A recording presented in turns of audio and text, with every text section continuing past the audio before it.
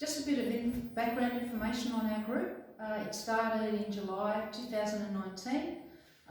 I facilitated the group because I wanted somewhere caring and safe, just a nice group environment to work with. And we get together at the Balmoral Village Hall weekly.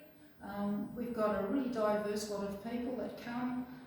We survived COVID pretty well, and I think it was really important after COVID that people had somewhere to go, to get together, have a chat, be creative, and our numbers have been growing and it's been really terrific. And I'd like you to introduce you to one of our members, Linda. She's really quirky with what she does. Hi, I'm Linda Burgess.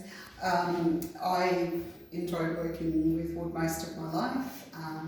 I do pencil drawings and some ink painting, but mostly I do craft or sculpture. I started maybe 6 or 8 years ago with making sculptures from wood, making magic wands, and then I built up my workshop and started going into bigger things, and a few years ago I started working with wire. Ingrid's Quirky Birds influenced my Quirky Birds.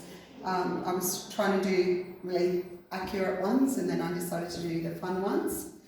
And I've also, in the last few years, started painting on slices of wood. I never felt really comfortable with doing colour and doing paintings until I started doing tiny ones. So that's a bit of what I do. And then talk to Elsa about her work. Hello, I'm Elsa Driggs. I've developed an art form which I call reverse art, and what that is it tells photographing things that I see in nature, and then using my mouse on the computer I add detail to the photographs that I take. So as you can see, flowers are amazing, their colours and textures, and just a little bit of line work. You can create some wonderful art pieces very simply.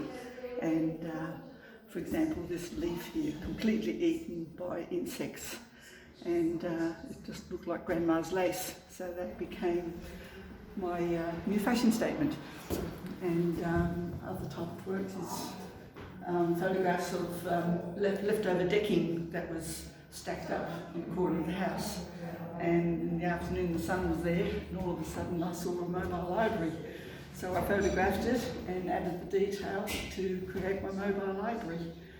There's amazing tree textures that you can see here on the little card, and again just the colours of Australian outback, and that becomes Waterhole Wilderness.